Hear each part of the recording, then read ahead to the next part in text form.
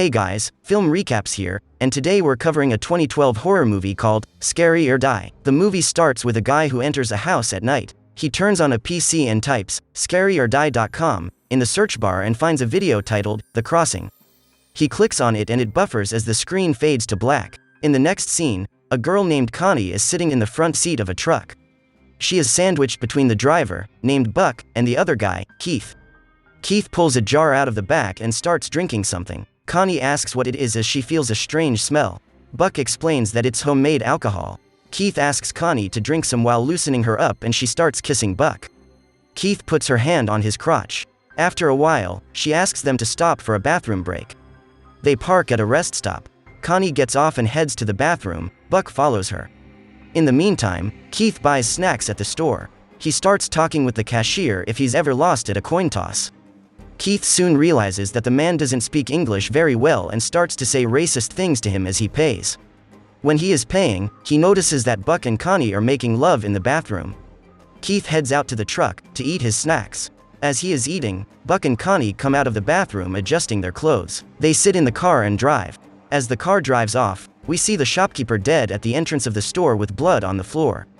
The trio drives off to a barren terrain as Connie complains about Keith's smell. They park in the middle of nowhere and Connie asks what they are supposed to do. They get out of the truck and head to the back. Buck removes some sheets to reveal two men, tied up and laying down in the truck. Connie asks if they've been there the whole time and asks Buck to let them go. Buck makes them sit up and removes their gags. They are both immigrants. Buck tells them that they are trash and are ruining his country. One of them, named Jose Cuervo, tries telling them that he is a tax-paying citizen.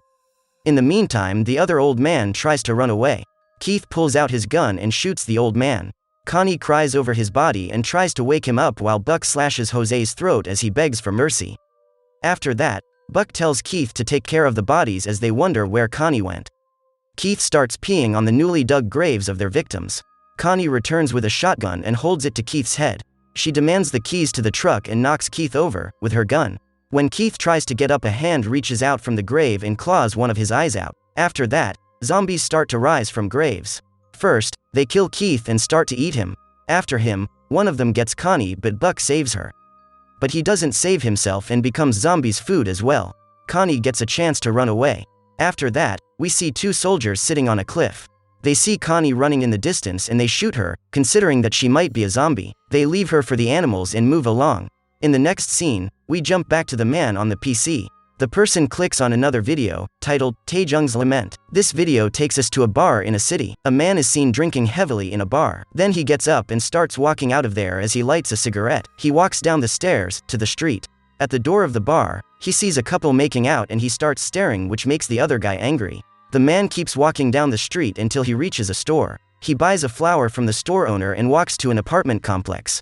He reaches his door but hesitates for a moment before opening it and then gets inside. He puts his flower in front of his dead wife's picture in a pot and walks out to the terrace for a drink. He lays awake all night imagining her around him. In the morning, he lights some incense for her as her ghostly apparition stands watching. After that, he heads to the mall, where he follows two young girls around until a guy asks him if he needs help. To which he refuses and walks away. At night, he is sitting on a bench. Some girls pass by him. One of them gets abducted by a man. Taejung tries to help her but gets pushed away by the kidnapper.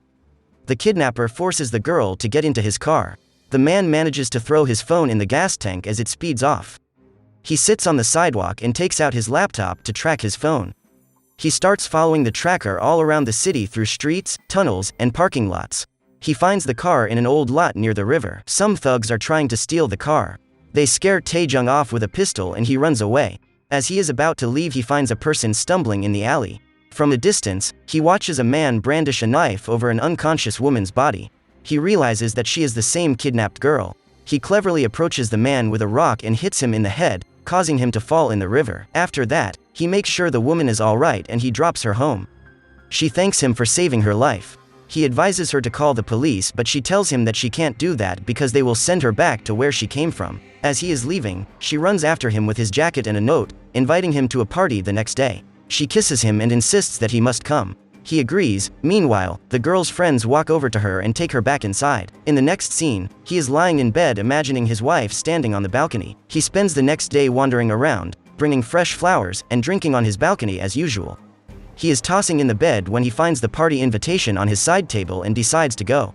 The next day, he goes to the place. The young woman greets Taejung. He gives her the flowers. She accepts and takes him inside, where she performs an odd ritual along with some of her friends. The ritual turns into an orgy. We see a couple of dead butlers in the halls with blood dripping down their throats. A tall man is walking down the hall with a bag. He reaches the woman's door and pulls weapons out of his bag. Inside the house, the women suddenly reveal their fangs and start to bite into Taejung's neck. It is then revealed that they are actually vampires, and the man outside has the name Van Helsing written on his bag. Then we are again taken back to the computer screen, where the person clicks on another video with his burnt hand. The video title is Remembered. In this scene, a man driving down the highway is pulled over by a cop. The cop tells him to put his hands on his wheel and checks his driving license. He asks if he's drunk, but he denies that. The cop is about to walk away when he hears a noise in the trunk and asks the man to open it. He unwillingly follows the orders and the cop goes back to look inside. Cut to the next scene, we see the same man in his bathroom. He is mutilating a dead body in his bathtub.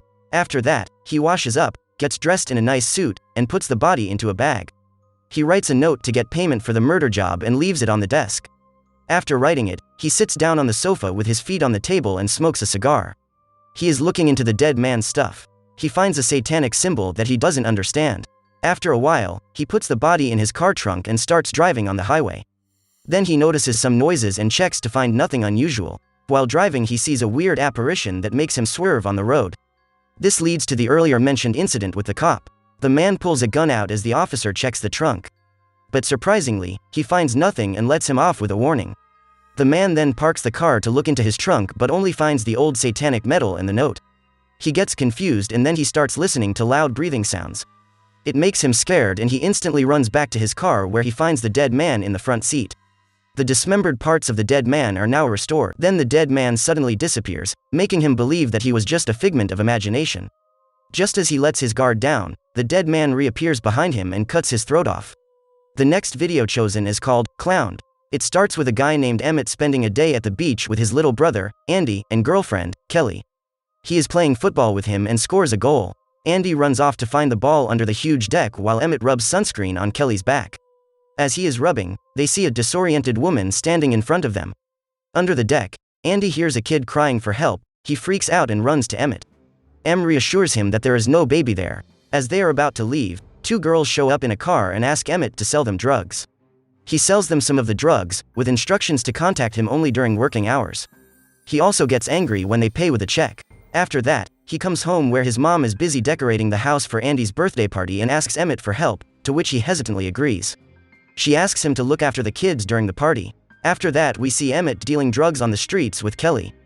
They keep selling the drugs till late at night. Afterward, they go back home. During the party, Emmett remains asleep in his room with Kelly. His mom knocks on the door and tells him that a kid has gone missing. She tells him that she is disappointed and asks him to pay the clown while everyone looks for the missing kid around. He enters the kitchen to find the clown is finding something there. He tries to stop him, but he appears to be a stubborn guy. Emmett kicks the clown out of his house, but the clown attacks him on his lawn and bites his leg. Kelly asks Emmett to let him go, as the clown wanders off.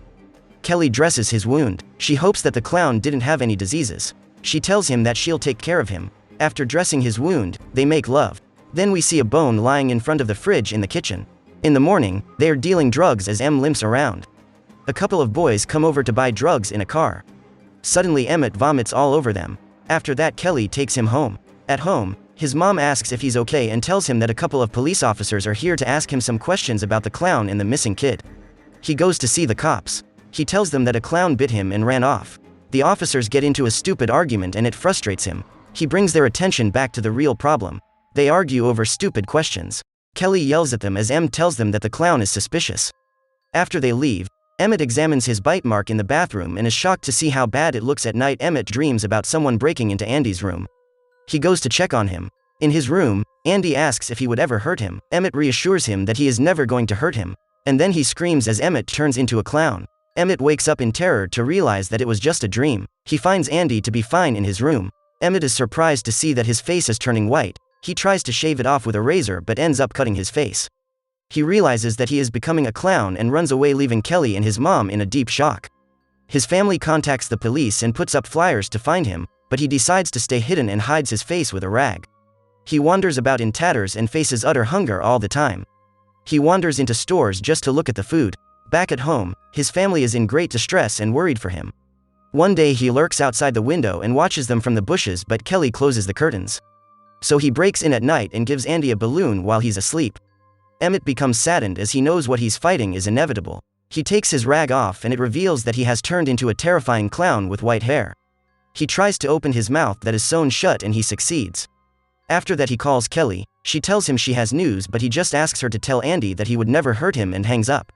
He falls asleep on the garbage. He dreams about Andy having a picnic with a clown in a forest at night. The clown tries to hurt him with knives. At that point, Emmett is woken up by two men trying to steal his shoes. He gets angry and eats them. Back at home, they get a strange note at the door and a clown abducts Andy. They call the police as the clown takes Andy to the woods. Andy thinks the clown is Emmett and lets him take him to the forest at night. There, he spreads a picnic table and takes off his mask to reveal that he is someone else. Then Emmett comes out of nowhere to rescue Andy and manages to let him escape from there. Emmett kills the clown and starts to eat him as Andy watches from behind the trees. He realizes that Andy has seen him and walks over to reassure him that he would never hurt him. Andy says that he's scared. This makes Emmett sad and he tells him to go back to home, by saying that he'd die rather than hurting his own brother. In the morning, he is looking hungrily at some kids when the two cops show up and shoot him to death as he points his toy gun at them. Afterward, we see some kids filming Kelly as she is taking her baby for a walk. She pushes the camera away from her face.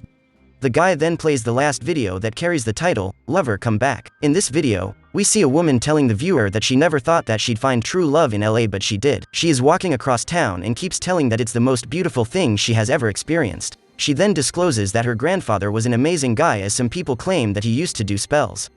He did one on her when she was a kid. He gave her a necklace with the soil that their ancestors are buried in. She wears it to keep herself safe. She says that her lover has changed and turned into an offensive person. She goes on telling how soon she realized that he doesn't love her anymore and he was cheating on her, but she stayed by his side because she truly loved him, and eventually one day, she was choked to death by him. He put her in a trunk and left her in the woods. She says that she knows he is a flirt, but her love for him is true. After walking around for a while, she reaches his car in a parking lot. Inside the car, his lover is making love with some other girl. She moves towards them and they notice her flesh rotting off her face. She reveals that she has made a promise to herself that she will spend her life with him and the life after death as well. She concludes that she is very determined to keep this promise because her love for him is pure and true. After the video ends, he closes the website on the computer. Inside the room, the woman from the last story appears and closes the door, and the movie ends here.